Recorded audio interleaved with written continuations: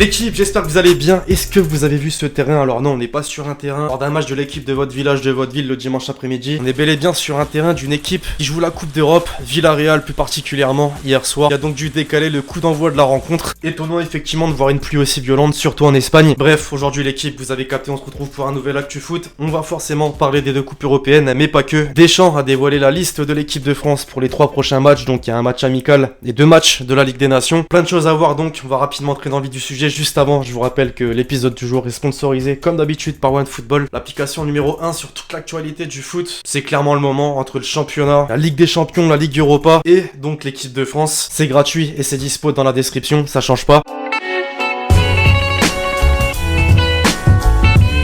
Les amis, je le disais donc à l'instant, le meilleur pote de KB9, Deschamps, a dévoilé la liste des Bleus pour les prochains matchs. La grosse surprise est la première apparition de Marcus Thuram, le fils donc de Lilian Thuram. Sélection logique pour moi, sachant qu'il rayonne tout simplement avec Mönchengladbach, là où il forme un duo magique avec Alassane Plea. A noter d'ailleurs dans cette liste l'absence de Kamavinga blessé et d'Awar. Pourquoi cette absence qu'il n'en est pas une d'ailleurs, on va le voir par la suite. Alors Dédé, petite réponse. Aujourd'hui, il y a d'autres joueurs avec un profil similaire qui me donnent plus de garanties, comme Nabil Fekir, il est à la disposition des espoirs. Chiche, ce manque de respect. Il a bel et bien été appelé par Sylvain Ripoll pour jouer avec les espoirs, avant d'être appelé en A pour remplacer Fekir. Alors c'est pas la première fois que sur certains cas Deschamps agace. Du côté des clubs, on commence forcément à s'inquiéter de la forme physique des joueurs. Au PSG par exemple, où Mbappé a déjà manqué le match important face à Leipzig et le prochain en championnat face à Rennes. D'ailleurs, petite question les amis, est-ce que vous pensez que les joueurs jouent trop? Voilà, tout simplement entre le championnat, la Coupe d'Europe et la trêve internationale.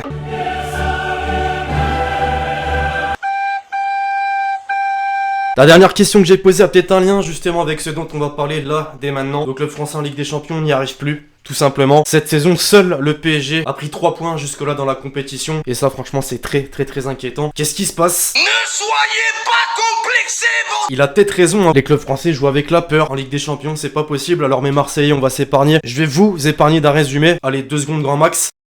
Voilà, on va s'arrêter là. Félicitations tout de même pour le record. L'OM compte désormais 12 défaites consécutives en Ligue des Champions, soit le meilleur total à égalité avec Anderlecht depuis la saison 92-93. Rennes, que dire sur Rennes? C'est la première participation en Ligue des Champions. L'équipe qui a certainement le groupe le plus compliqué. C'était pas facile d'aller chercher des points à Londres face aux Blues de Chelsea, avec en plus un arbitrage douteux, qu'on se le dise. D'ailleurs, Alexander Seyfried, le président de l'UEFA, a demandé au corps arbitral d'être beaucoup plus souple après ce match. Donc justement, on a au moins pu voir les retrouvailles entre Mendy et son ancien club. D'ailleurs, grosse masterclass de l'ancien gardien rennais qui est donc désormais sur 6 clean sheets consécutifs. Le PSG maintenant avec une liste d'absents, la même que tu fais quand tu vas faire tes courses. Forcément on pouvait s'attendre au pire, à la défaite. Pourtant ça avait bien commencé avec Di Maria. D'abord buteur, il a ensuite manqué un penalty et c'est peut-être le fait du match. Alors au classement des groupes de nos clubs français, si on garde la configuration actuelle, aucun n'est qualifié en phase finale. La suite, vous la voyez comment? En bref maintenant des autres affiches de ce tour 3. L'Atlético Madrid tenu en échec sur la pelouse du Lokomotiv Moscou 1 partout. Suarez a normalement retenu la leçon, c'est-à-dire ne pas suivre l'arbitre central pour visionner la vidéo. Les 3 clubs allemands présents dans la compétition ont fait fort cette semaine. 3 victoires déjà pour commencer, mais 3 scores fleuves. Au total, 15 buts ont été inscrits donc par le Mönchengladbach, le Bayern et Dortmund. Zizou peut remercier Rodrigo, auteur du but de la victoire face à l'Inter. Le Real menait d'abord 2-0 avant de se faire égaliser 2 partout et donc l'emporter. On s'attendait au beau jeu, à un match très disputé. Au final, on a eu qu'une partie des deux. Sur sa pelouse, l'Atalanta n'a pas pu résister à Liverpool. Les hommes de Klopp l'ont emporté 5-0 et Diogo Jota, l'une des recrues estivales, a inscrit un triplé. Grosse surprise à Istanbul où Başak Şehir a obtenu sa première victoire face à Manchester United. Bon, par contre les amis, on en parle ou pas? Regardez-moi un peu ce placement défensif des Red Devils. Enfin, si on peut parler de placement. La petite aparté Ligue Europa, si la Ligue 1 peut remercier un club de l'honorer cette semaine, c'est bien évidemment le LOSC. Les Lillois ont surpris l'AC Milan à San Siro, score final 3-0 avec un triplé de Diacizé. Incroyable prestation des hommes de Galtier qui mettent donc fin à la série milanaise de 24 matchs sans défaite. Et au passage, quand l'OM bat un record, ça fait parler. Bah ici c'est pareil, Milan a perdu par 3 buts d'écart à domicile pour la première fois de son histoire en compétition européenne. Alors un grand bravo à Lille qui, je l'espère, ira loin dans cette compétition. Et oui, ça vient d'un supporter du Racing Club de Lens.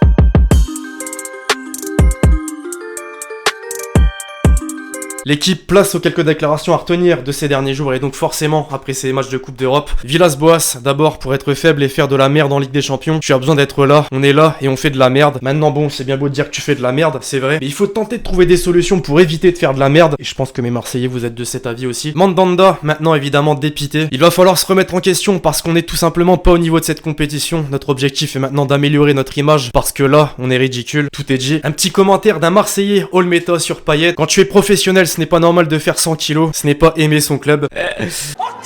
Concernant le PSG maintenant, Danilo Pereira. Défenseur, ce n'est pas ma position. Moi, je suis milieu de terrain. L'entraîneur me demande de jouer en défense centrale. Je m'applique à faire ce que le coach me demande. Alors forcément, moi, je suis du même avis que tous mes Parisiens qui pensent que Tourelle pète littéralement un câble en échangeant Marquinhos et Danilo Pereira. Justement, tiens, Marquinhos sur Tourelle. C'est le coach qui a fait la meilleure saison de l'histoire et après la saison suivante, ça parle de l'avenir du coach. Ça le défend encore visiblement, maintenant c'est sûr. Il a réalisé une saison la saison dernière, la meilleure de l'histoire du club. Maintenant, faut passer à autre chose. Et clairement, on voit que, en fait, il fait tout pour partir là, le Tourelle. Galtier à présent sur Ibra, mes souvenirs de Zlatan, il a surtout marqué face à Saint-Etienne, c'est un joueur exceptionnel. Faire tout ce qu'il a fait à 39 ans, j'ai souvent échangé avec lui, c'est une vraie bonne personne. Nos jeunes doivent s'inspirer de lui. Les deux qui ont d'ailleurs eu une accolade après le match. Le Special One maintenant après sa victoire en Ligue Europa, quand tu gagnes mais que tu ne joues pas spécialement bien, toujours dans la finesse avec cette image en plus, c'est bel et bien ce qu'il a mis sur Insta. Déclaration lunaire maintenant de Reguilon sur Bale. Il y a comme des petits terrains de golf au centre d'entraînement, ils ont été installés pour Bale. J'ai demandé si c'était sérieux et je suis resté bouche bée. Ça voudrait donc dire qu'il a demandé dans son transfert l'installation de terrain de golf. L'insolence de ce joueur. Des nouvelles de Maxime Lopez, tiens, mes Marseillais. Ça doit faire plaisir, je pense, sur la différence entre la Ligue 1 et la Serie A. C'est surtout la rigueur qui est plus importante. Ici en Italie, on peut arriver à 13h et rentrer chez nous à 20h. Un exercice peut durer 1 heure s'il n'a pas ce qu'il veut. Alors franchement, vraiment pas étonnant. Enfin, Ola sur en quelque sorte Media Pro. Celui qui veut pirater, c'est celui qui considère que le prix est abusif. Si la proposition est adaptée au bon prix, il n'y a plus de sujet. Bah clairement, il a raison, le foot est complètement dépassé quand on voit que dans la musique par exemple, les albums, les sons qui sortent sont plus forcément piratés. C'est tout simplement que les offres sont intéressantes. Quand t'as Spotify à 10€ par mois et que t'as absolument accès à tout ce que tu veux, il y a moins de piratage. Le foot devrait donc peut-être prendre exemple sur ça.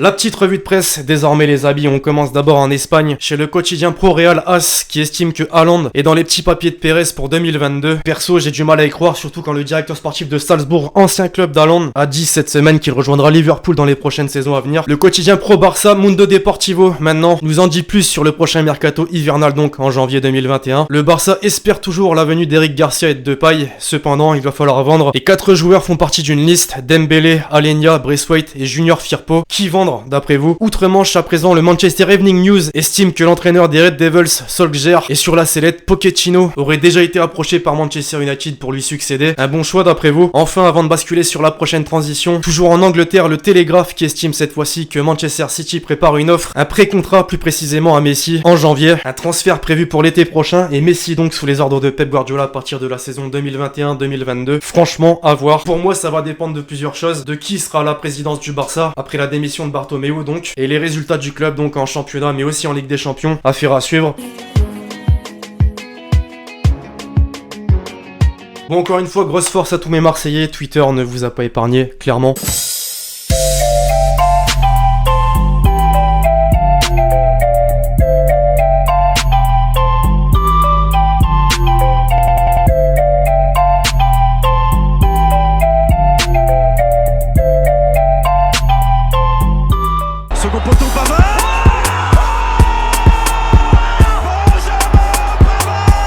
On a parlé du duo magique Marcus Thuram qui a obtenu sa première sélection et d'Alassane Plea à l'œuvre cette semaine face au Shakhtar. Quel but, mon dieu!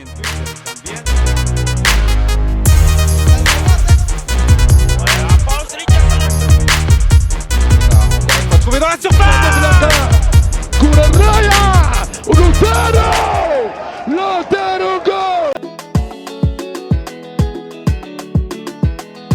Enfin, pour finir les amis, la question de l'abonné, tu penses qu'il faut changer quoi à l'AS Saint-Etienne? Concrètement, et je pense que tous mes Stéphanois seront d'accord avec moi, l'entraîneur, Claude Puel, il a tenté quelque chose, ça a marché au début, on voit bien que sur la durée ça peut pas fonctionner. C'est une belle équipe avec beaucoup de jeunes, mais trop de jeunes justement, et il était trop strict avec certains joueurs, je pense notamment à Ruffier, même si bon, pour certains c'était logique. Pour moi non, voilà, il faut absolument changer d'entraîneur. Bref, voilà l'équipe, c'est tout pour l'actu foot du jour, j'espère vraiment que vous l'avez kiffé, je compte sur vous, c'est le cas pour lâcher le gros pouce bleu, très important. Pensez à lâcher le petit commentaire avec votre question pour le prochain épisode justement, puis d'ici là on se retrouve très vite sur la chaîne pour de nouvelles vidéos, c'était Lexty.